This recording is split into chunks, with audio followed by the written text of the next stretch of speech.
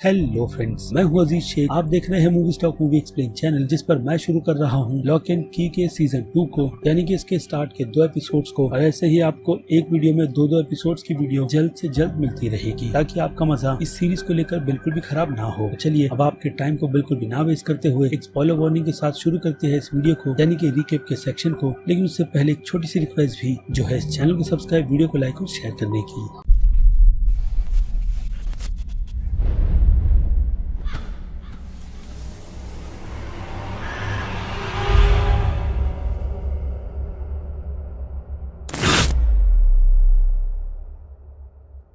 So friends, तो lock and की के सीजन 2 की शुरुआत ईयर 1975 से की जाती है, जिस टाइमलाइन में हम ब्रिटिश आर्मी के कुछ सोल्जर्स को देखते हैं जो उसी ओमेगा डोर की केव में हैं, जहां वो लोग किसी से बचते बचाते हुए पहुंचे हैं। और इन बचे हुए सोल्जर के लीडर का नाम फेडरिक जोर्डन है, जिसकी वजह से वो सभी इस सिचुएशन में फंसे हुए हैं। जिस केव में उन्हें किसी के फुसफुसाने की आवाज आती है, जिसके पीछे फेडरिक जाते हुए सीधे एक बंद दीवार के पास पहुँचता है, जिस पर हाथ रखते के साथ में ही उस दीवार से वो सारे के सारे पत्थर हट जाते हैं और उन लोगों के सामने वो पोर्टल खुल जाता है, जिसे लॉक एंड की के यूनिवर्स की प्रेजेंट की टाइमलाइन में ब्लैक डोर से सील किया गया था, जिसे खोलने के लिए अब प्रेजेंट की टाइमलाइन में ओमेगा की लगती है। यानी कि इस ईयर में हमें लॉक फैमिली की पास की ओरिजिन बताई जाएगी, वो भी तब की जिसमें लॉक फैमिली कीज के साथ साथ उस पोर्टल को ब्लैक डोर से सील करने तक का सोचेगी। खैर, तो अब कहानी पर आए तो वो ब्रिटिश सोल्जर्स बस उस अलग ही डायमेंशन की दुनिया को देखते ही रहते हैं कि अचानक से उस पोर्टल से एक विस्परिंग आयरन फायर होता है, जिससे वो लोग पहली बार में बच जाते हैं। लेकिन वहाँ पर दूसरे सोल्जर्स के आने की वजह से उनका ध्यान बढ़ जाता है और वो लोग दूसरी सिचुएशन में लग जाते हैं, यानी खुद को बचाने की।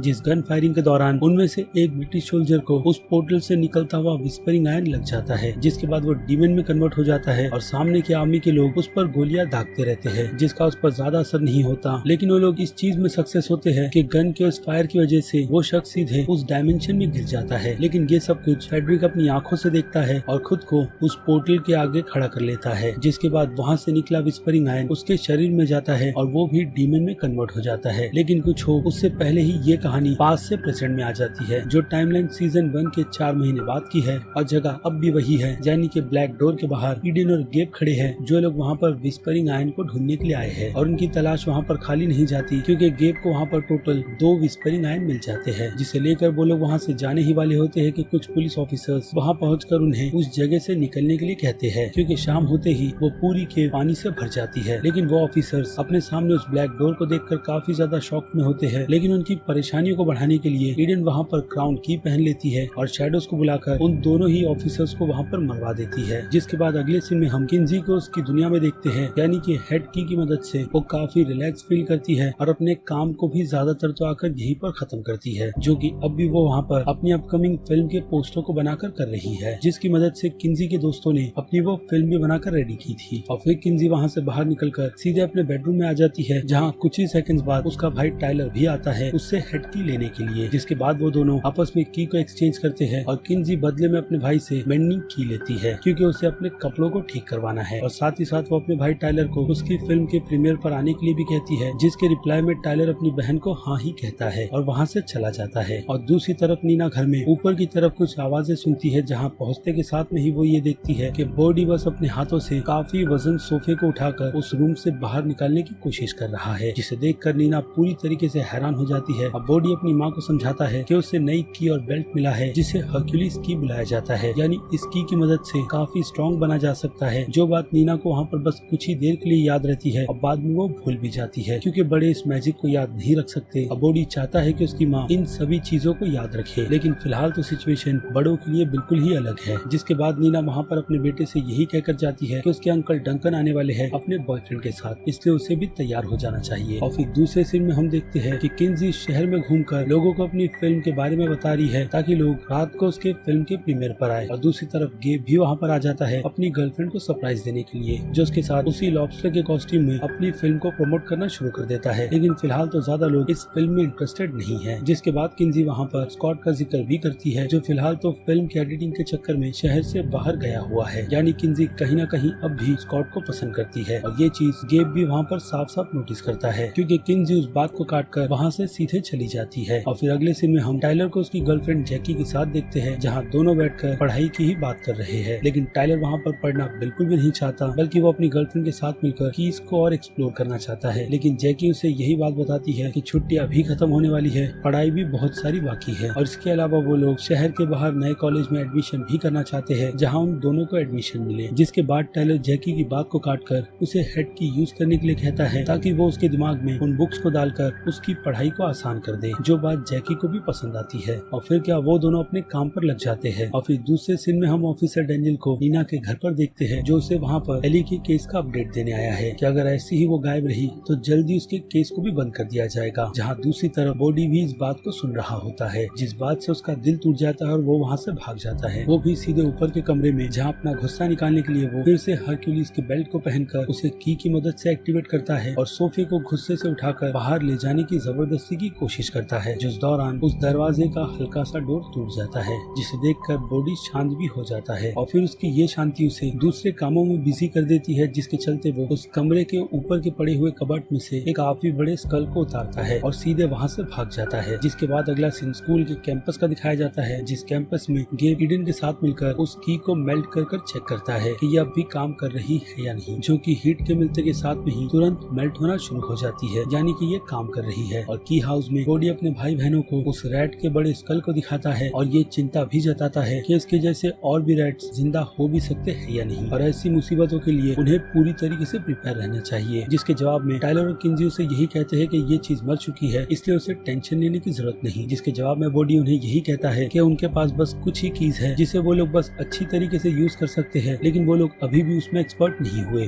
क्या पता घर में और भी कई सारी कीज होगी और ऐसे कई सारे राज भी जिन पर अब भी मिस्ट्री बनी हुई है। लेकिन उनके सर से जो सबसे बड़ा बोझ था वो डॉज का था, जो उनके हिसाब से खत्म हो चुकी है। लेकिन सच क्या है हम सभी को पता है, लेकिन फिलहाल तो लॉक फैमिली और उनके दोस्तों को बिल्कुल भी नहीं। और फिर अगले सीन में हम लॉक फैमिली को डिनर करते हुए देखते हैं, जहाँ डंकन ने अपने बॉयफ्रेंड को भी लाया हुआ है, जिसका बॉयफ्रेंड बस कुछ ही दिनों में जापान जाने वाला है काम के सिलसिले में। और साथ ही साथ वो लोग अपनी एंगेजमेंट की अनाउंसमेंट भी कर देते हैं, जिसे सुनकर लॉक फैमिली काफी ज्यादा खुश हो जाती है। और फिर उसकी कुछ ही देर बाद डंकन का बॉयफ्रेंड शादी कहाँ करनी है उसकी भी कंफर्मेशन दे देता है, जिसकी प्लानिंग उन्होंने की हाउस में करने की ही सोची है। जहाँ पहले आने से डंकन काफी ज्यादा चिढ़ता था, लेकिन जब से यहाँ पर नीना और उसके बच्चे रहने आए हैं तो डंकन को भी अब इस की हाउस में अच्छा लगता है। और इसके अलावा नीना और डंकन के बॉयफ्रेंड के बीच लाइफ को मूव ऑन करने जैसी बातें होती है, जिससे फिलहाल तो नीना अब तक आगे नहीं बढ़ी है, क्योंकि वो अब भी अपने मरे हुए पति की रिंग को पहनती है, यानी कि उसके लिए फिलहाल तो अपने पति को भुलाना बहुत ही मुश्किल है, जिससे वो धीरे धीरे मूव ऑन करना सीख रही है। जिसके बाद अगले सीन में हम गेब और ईडन को जंगल के बीच बने कैबिन में जाते हुए देखते हैं, जहाँ पर एक शख्स से वो लोग उसी के घर को छीन लेते हैं, वो भी उसे मारकर, जिसके मरने से किसी भी अफसोस नहीं होगा। जिसके बाद गेब ईडन को उस शख्स की लाश को गाड़ने की जिम्मेदारी दे देता है, जिसे गाड़ने से पहले ईडन सवाल करती है और गेब उसे चुपचाप से ऑर्डर फॉलो करने के लिए कहता है और सीधे उस घर के अंदर चला जाता है, जहाँ उनकी प्रिपरेशन की बनाने की होगी। लेकिन फिलहाल तो गेब अपना प्रीमियर मिस नहीं करना चाहता, पर ईडन वहाँ पर आकर उसे यह आइडिया भी देती है कि वो लोग लॉक फैमिली से चाबी छीन लेंगे, जिसके बाद उन्हें कभी भी उनके सामने कीज के लिए हाथ फैलाने की जरूरत नहीं पड़ेगी, यानी कि उन्हें उस ब्लैक डोर को खोलने के लिए ओमेगा की चाहिए, जो कहाँ है किसे भी नहीं पता। और इसी के साथ साथ ईडन गेब को एक और आइडिया आइडेंटिटी की यूज करने का भी देती है, जिसे यूज कर वो किंजी बन जाएगी और लॉक हाउस जाकर सारी की सारी कीज को भी ले आएगी। और गेब उसे ये मौका देता भी है, जिसमें वो पूरी तरीके से फेल होती है। जिसके बाद गेब आगे आकर उसे यही एक्सप्लेन करता है कि ये की रियल पर्सन के होने पर उसकी आइडेंटिटी बिल्कुल भी नहीं लेती, बल्कि उन्हें इस की मदद से नए फेस को बनाना पड़ता है। जिंदा लोगों की शक्ल ये की क्रिएट नहीं कर सकती। जिसके बाद ईडन उससे खुद के बारे में भी पूछती है कि जब वो लूकिस था तो उसने लूकिस की आईडी कैसे ली थी। और फिर गेब उसे डॉज में कन्वर्ट होकर यही बताती है कि वो एक लूकिस की ही है, जिसके शरीर में रहकर उसने खुद की नई आइडेंटिटी डॉज की बनाई थी और गेब को उसने उसे मारने के बाद चुना है, जिस भोले भाले लड़के पर कोई जल्दी शक नहीं करेगा। और फिर गेब डॉज को यही कहती है कि वो काफी ज्यादा स्मार्ट है और वक्त आने पर किसे भी नहीं छोड़ेगी। जिसके जवाब में गेब ईडन को यही कहती है कि वो अपना मुंह बंद रखेगी तो उसी के लिए काफी ज्यादा अच्छा होगा, क्योंकि जैसे उसने ईडन को इस दुनिया में लाया है, यानी कि उसके अंदर के डीमन को उतनी ही आसानी से वो उसे मार भी सकती है, यानी कि ईडन गेब से बहुत ज्यादा डरती है। जिसके बाद वो दोनों वहाँ से सीधे अपने प्रीमियर पर चले जाते हैं, जहाँ पर स्कॉट अपनी टीम के साथ मिलकर सभी लोगों का स्वागत कर रहा है। जिसके बाद वहाँ पर किंजी भी आती है उसे कॉन्ग्रेचुलेट करने के लिए, लेकिन उनकी बातों को इंटरप्ट करते हुए गेब भी वहाँ पर आ जाता है और सभी मिलकर वहाँ पर तस्वीरें खिंचाना शुरू कर देते हैं। जिसके कुछ ही देर बाद वहाँ पर किंजी की फैमिली भी आती है, जहाँ पर पॉपकॉर्न लेते हुए नीना को काउंटर पर खड़ा हुआ शख्स लाइन मारना शुरू कर देता है और डंकन नीना को ताने भी मारता है कि वह अब भी काफी ज्यादा सुंदर दिखती है, जिस बात को उसे बिल्कुल भी भूलना नहीं चाहिए। और फिर इन्हीं सभी के बीच एक एबी नाम की शख्स किंजी के पास आती है और उससे खुद का सबसे बड़ा फैन बताती है। जिसके बाद स्कॉट वहाँ पर आकर एबी को इंट्रोड्यूस करवाता है कि उन दोनों ने साथ में मिलकर इस फिल्म को एडिट किया है और एबी ने इस फिल्म के लिए बीजीएम भी दिया है, जिस बात से कहीं न कहीं किंजी थोड़ा बहुत जेलस फील करती है, यही सोचते हुए कि शायद स्कॉट और एबी के बीच कुछ न कुछ चल रहा होगा। और फिर उसके बाद फिल्म को शुरू कर दिया जाता है, जिसे देखने में ईडन बिल्कुल भी इंटरेस्टेड नहीं है। जिसके बाद वो वहाँ से सीधे थिएटर के बाहर जाती है और उसी पॉपकॉर्न वाले शख्स से बात करना शुरू कर देती है जो उसे फ्लर्ट करता है और इसी का मौका उठाकर ईडन उस शख्स को मार भी देती है, जिस बात से थिएटर में बैठा गेब काफी ज्यादा परेशान हो रहा है। और फिर वो भी बहाना बनाकर ईडन को देखने के लिए जाता है, जिसे ऐसी सिचुएशन में देखकर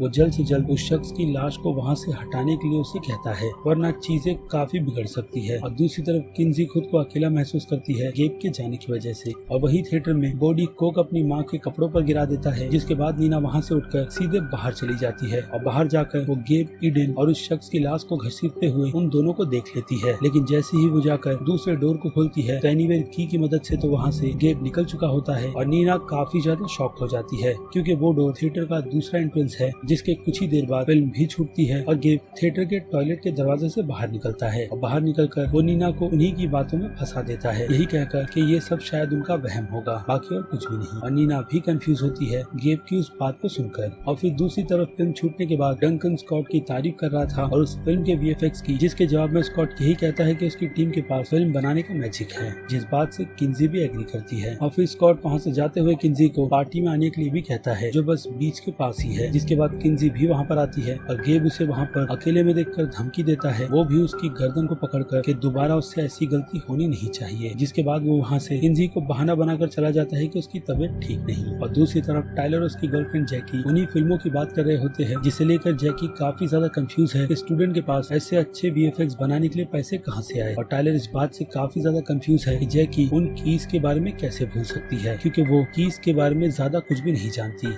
जिसके बाद टाइलर उसे कीज दिखाकर चीजें एक्सप्लेन करता है और जैकी को फिर से सब कुछ याद आ जाता है और वो यही कहती है कि बस उसका ध्यान भटक गया था, बाकी और कुछ भी नहीं। लेकिन टाइलर को कहीं न कहीं चीजें समझ आ गई है। जिसके बाद अगले सीन में हम किंजी को देखते हैं, जो पार्टी को फिलहाल तो अकेले बिल्कुल भी इंजॉय नहीं कर रही। जिसके बाद वहाँ पर स्कॉट आता है और उसे यही कहता है कि उसे कुछ बताना है, जिसके बताने से पहले ही किंजी यही कह देती है कि एबी और वो दोनों डेट कर रहे हैं। जिस बात को रोकते हुए स्कॉट यही कहता है कि वो बस उसकी एक अच्छी दोस्त है, गर्लफ्रेंड नहीं, बल्कि वो उसे ये बात नहीं बल्कि यही बताने वाला था कि उसने अपनी मूवी रॉचेस्टर कॉलेज वालों को भेजी थी, जिन्हें वो फिल्म पसंद आ गई है और वो लोग कॉन्ट्रैक्ट कर उसे अपने इंग्लैंड के कॉलेज में जगह भी देना चाहते हैं। यानी कि स्कॉट इस शहर को छोड़कर जाने वाला है, क्योंकि वो एक बोर्डिंग स्कूल भी है। और ये बात किंजी को कहीं ना कहीं पसंद नहीं आ रही और स्कॉट ने ये बात सबसे पहले किंजी को ही बताई है और अच्छा वक्त देखकर वो अपने दोस्तों को भी इस बारे में बता देगा। जिसके बाद किंजी घर पर हेड की को यूज कर फिर से अपनी दुनिया में जाकर खो जाती है, जहाँ जाकर उसके दिमाग में बस स्कॉट ही चल रहा होता है, जिसे बार बार किंजी अपने दिमाग से निकलने के लिए कहती है। और स्कॉट बार बार उसके सामने आकर यही कहता है कि वो फिलहाल तो उसे ही सोच रही है अपनी इस दुनिया में, जिसके बारे में वो झूठ भी नहीं कह सकती। और ईडन गुस्से से वहाँ से निकल जाती है, क्योंकि सच में उसके दिमाग में स्कॉट ही चल रहा है, जिस बात को वो नकार नहीं सकती। और फिर उसके कुछ ही देर बाद टाइलर वहाँ पर आता है और अपनी बहन को सारी की सारी सिचुएशन जैकी की बता देता है कि जैकी बस कुछ ही हफ्तों में 18 साल की हो जाएगी, यानी कि एक एडल्ट, और एडल्ट इस मैजिक को याद नहीं रख सकते, जो चीज अब टाइलर के लिए बहुत ही बड़ी प्रॉब्लम है। और ऐसा ही कुछ ही महीनों में टाइलर के साथ भी होगा। लेकिन किंजी वहाँ पर अपने भाई को यही कहती है कि वो लोग किसी न किसी तरीके का सोल्यूशन ढूंढ लेंगे। जिसके बाद कैबिन के सीन में हम गेब को टाइलर के साथ मिलकर कीज को बनाते हुए देखते हैं, जिसे वो लोग पूरे सक्सेसफुली बना भी लेते हैं, यानी कि बस उन्हें अब इस की को टेस्ट करना है, जिसका पता हमें अगले एपिसोड में चल भी जाता है कि वो की एक फिशरमैन पर बिल्कुल भी काम नहीं करती, वो भी तब जब ईडन उसे फंसाकर अपने पास ले आती है और गेब पीछे से आकर उस पर वो की को यूज करता है, जो उसके शरीर में जाते के साथ में ही वो शख्स वहाँ पर पिघल कर मारा जाता है। और गेब को इस बात से बहुत ही ज्यादा गुस्सा आता है कि उनका ये एक्सपेरिमेंट पूरी तरीके से फेल हो गया। जिस शख्स की बची हुई डेड बॉडी को ईडन अपने साथ लाई है, जिसे वो वहाँ पर बगल के ही कमरे के केज में कैद एक क्रिएचर को दिखलाती है जो और कोई नहीं बल्कि किंजी का डर है जो ईडन का पीछा नहीं छोड़ती, इसलिए उसे यहाँ पर कैद में रखा गया है। और फिर वो दोनों वहाँ पर मिलकर डिस्कस यही करते हैं कि उनका ये प्लान फेल कैसे हो गया, क्योंकि अब उनके पास बस एक ही विस्परिंग आयन बचा हुआ है और एक ही उम्मीद जिसे गेब ऐसे ही वेस्ट होने नहीं देना चाहता, जिसके लिए गेब के पास प्लान है सीधे सोर्स के पास जाने का, जिसका पता हमें थोड़ी देर में ही चलेगा। लेकिन उसके बाद अगले सीन में हम लॉक फैमिली को सुबह सुबह का ब्रेकफास्ट करते हुए देखते हैं और अपने अपने कामों पर जाते हुए, जिसमें नीना को नया नया काम लग गया है और वो उसी में बिजी है। और दूसरी तरफ टाइलर अब भी जैकी को लेकर कंफ्यूज है, जिसकी सेहत के बारे में किंजी अपने भाई से पूछती है और जवाब वही रहता है कि वो धीरे धीरे इन चीजों को मैनेज करना सीख रहा है। और फिर अगले सीन में हम उन सभी को स्कूल में देखते हैं जहाँ किंजी के लिए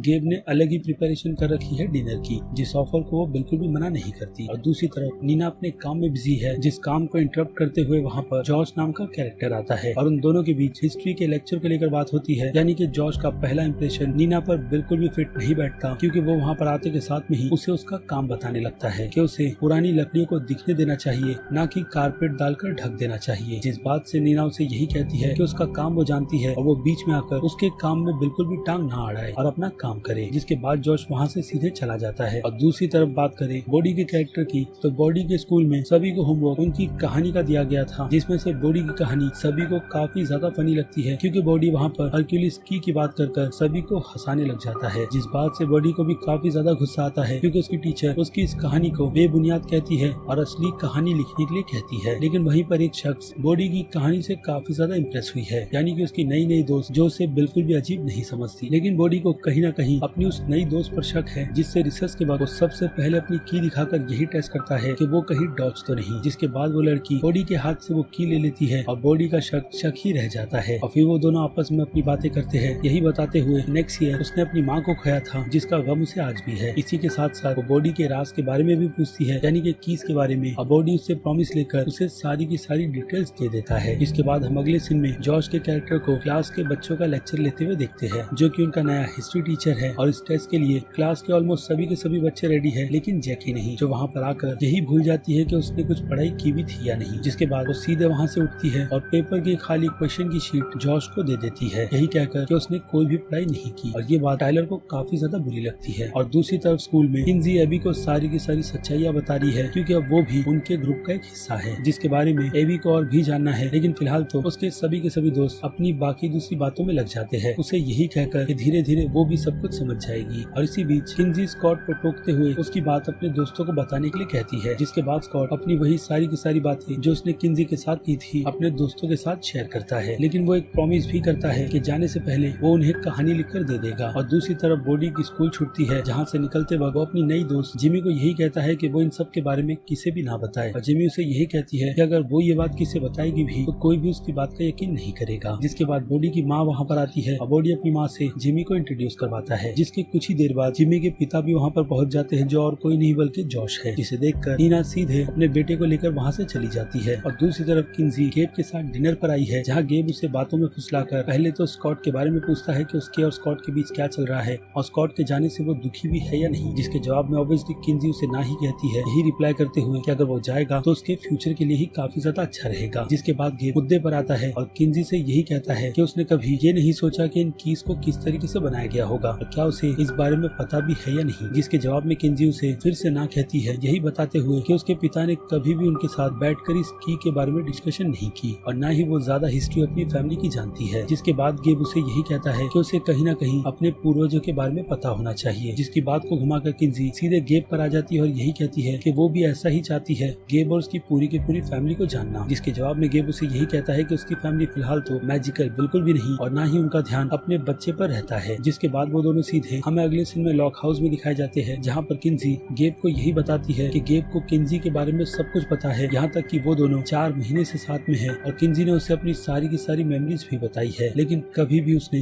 गेब पर उन कीज को यूज नहीं किया। जिस बात को सुनकर गेब काफी ज्यादा शॉक में आ जाता है और यही कहता है कि अभी ये वक्त नहीं है उसकी बेकार सी यादों में झांकने का। जिस बात को सुनकर किंजी काफी गुस्सा हो जाती है और गेब को वहाँ से जाने के लिए कहती है, क्योंकि गेब उस पर चिल्लाता है और किंजी भी काफी गुस्सा होती है। और फिर अगले दिन हम जैकी और टाइलर को देखते हैं, जहाँ जैकी अब भी अपनी पुरानी यादों को याद करने की कोशिश कर रही है, जिसे फिलहाल तो अभी की सारी बातें याद है, लेकिन कभी कभी वो सब कुछ भूल जाती है, जिस बारे में वो इंटरनेट और लाइब्रेरी की पढ़ी हुई कुछ किताबों से रिसर्च ले रही है। जिसके बाद टाइलर से सिचुएशन एक्सप्लेन करता है कि एडल्ट होने के बाद वो सारी सारी चीजें भूल जाएगी, जिन पलों को जैकी बिल्कुल भी भूलना नहीं चाहती। जिसके बाद वो दोनों मिलकर वहाँ पर एक वीडियो रिकॉर्ड करते हैं, यही प्रॉमिस के साथ कि आगे अगर कभी जैकी सिचुएशन को भूलेगी तो इस रिकॉर्डिंग को देखकर उन्हें सब कुछ याद आ जाएगा। और दूसरी तरफ स्कूल में स्कॉट थोड़ा नर्वस है इसी बात को लेकर कि उसका सिलेक्शन होगा भी या नहीं। जिसके बाद किंजी वहाँ पर आकर उसे हौसला देती है और बीच में उन्हें टोकते हुए केप भी वहाँ पर आ जाता है। जिसके बाद किंजी उसकी बात को काटकर सीधे वहाँ से आगे बढ़ जाती है, क्योंकि फिलहाल तो किंजी का मूड केप को लेकर बहुत ही ज्यादा खराब है। जिस बात में आग डालने का काम वहाँ पर ईडन आकर करती है कि अब किंजी उसे भाव तक नहीं दे रही, और फिर ईडन गेब के सामने किंजी को मारने का ऑफर रखती है और गेब उसे यही कहता है कि वो लोग ऐसा बिल्कुल भी नहीं करेंगे। जिसका जवाब फिलहाल तो गेब उसे साफ साफ नहीं देता। और अब उनकी सबसे बड़ी मुसीबत कीज को बनाने की है, जिसमें से एक सोर्स तो गेब का पूरी तरीके से फेल हो गया, यानी कि किंजी को पूछकर उससे इन्फो निकालने वाला प्लान, क्योंकि उसे कुछ भी नहीं पता। जिसके बाद गेब के दिमाग में दूसरा आइडिया आता है। जिसके बाद ये सीन हटा और हमें सीधे नीना दिखाई जाती है स्कूल के आर्ट टीचर के साथ, जिन्होंने उसे स्कूल के थिएटर को बनाने की जिम्मेदारी दे रखी है। और उनकी बात खत्म होते के साथ में ही जॉर्ज भी वहाँ पर आ जाता है, लेकिन इस बार वो कॉफी के साथ साथ अच्छी डिटेल्स भी लेकर आया है नीना के लिए, ताकि उस थिएटर से जुड़ी हुई हिस्ट्री यानी कि पुराने फोटोज और इन्फॉर्मेशन की मदद से वो उस थिएटर को काफी अच्छा बना सके। और इस बात से नीना अब काफी ज्यादा इम्प्रेस हो गई है।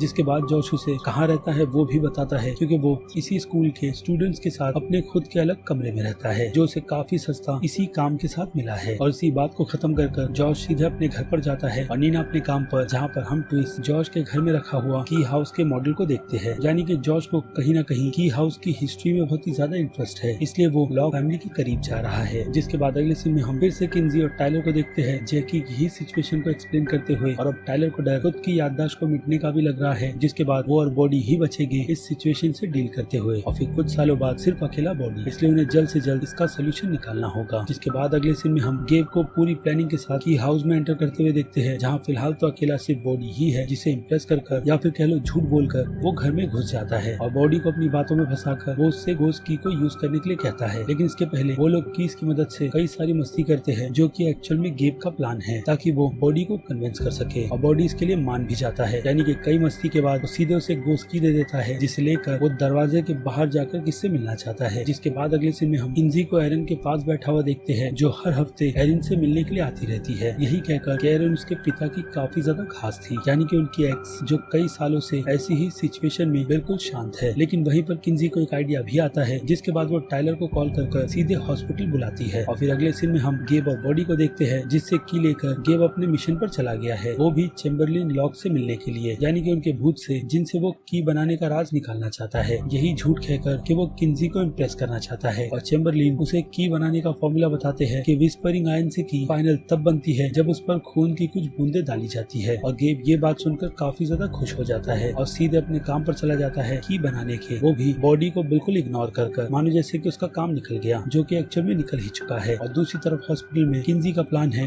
एरिन के दिमाग में जाकर उनकी यादों से उस पल को निकालना, जिस पल में उन्होंने इस बात का पता लगाया था कि बड़े होने पर मैजिक को कैसे याद रखा जा सकता है। और टाइलर को यह आइडिया काफी ज्यादा पसंद आता है, जिसके बाद वो लोग सीधे की को यूज कर एरिन के दिमाग में जाने के लिए रेडी हो जाते हैं। लेकिन उन्हें अजीब यही लगता है कि वहाँ पर एरिन का दूसरा प्रेजेंट नहीं आया, जो काफी अजीब है, जिसे इग्नोर कर वो लोग सीधे एरिन के दिमाग में घुस जाते हैं, जहाँ जाकर उन्हें सबसे पहली बात तो यही पता चलती है कि एरिन आज भी उनके पिता को बहुत याद करती है। जिसके बाद मानो जैसे उन्हें वहाँ से कोई निकलने के लिए कह रहा है, जिसके चक्कर में उन पर कई सारी बुक्स एक साथ हमला कर देती है और वो लोग खुद को बचाते हुए एक छोटे से लॉकर में घुस जाते हैं, जहाँ से वो लोग सीधे क्लासरूम में पहुँचते हैं। और वहाँ पहुँचने के बाद उनकी नजर सीधे एक लड़की पर जाती है, जो और कोई नहीं बल्कि यंग एरिन है, जिसे यहाँ पर डॉज ने कैद कर रखा था। जिसके बाद वो दोनों उसे एक्सप्लेन करते हैं कि वो लोग रेंडल के बच्चे हैं, जिस बात को सुनकर एरिन काफी चौंक जाती है। और फिर वो दोनों से सिचुएशन एक्सप्लेन करते हुए यही पूछते हैं कि वो कई सालों से इसी जगह पर कैद थी, जिसके जवाब में एरिन ये नहीं समझ पाती कि वो कितने सालों से यहाँ पर कैद है। और फिर वो दोनों उसे अपने साथ असली दुनिया में ले आते हैं, जहाँ जाने के बाद एरिन पहले तो खुद के ओल्डर वर्जन को देखती है और काफी मायूस हो जाती है, और फिर हिम्मत कर खुद से की निकालती है और बिल्कुल होश में आ जाती है। लेकिन कुछ होश से पहले ही इस सेकेंड एपिसोड यहीं पर खत्म हो जाता है, यानी हमें इसमें डालकर जिसके आगे क्या होगा उसका पता आपको जल्द ही बाकी के 2 एपिसोड में चल जाएगा, जिसे मैं जल्द से जल्द अपने इस चैनल पर अपलोड कर दूंगा। क्योंकि अब वक्त है वीडियो को यहीं पर खत्म करने का। मैं हूं अजीज शेख, आप देख रहे थे movie talk movie explain channel, जिसे अगर आपने अभी तक सब्सक्राइब नहीं किया है तो सब्सक्राइब कर लीजिए और बगल में बने हुए इस बेल आइकन के साथ साथ नोटिफिकेशन को भी ऑल पर क्लिक कर दीजिएगा। बाकी मैं हूं अजीज शेख, मिलूंगा आपसे जल्दी दूसरी किसी वीडियो में किसी और फिल्म या फिर किसी और सीरीज के टॉपिक पर बात करते हुए। तब तक के लिए आप मेरे चैनल के बाकी दूसरे वीडियोस को भी एंजॉय कीजिए और टिल देन बाय।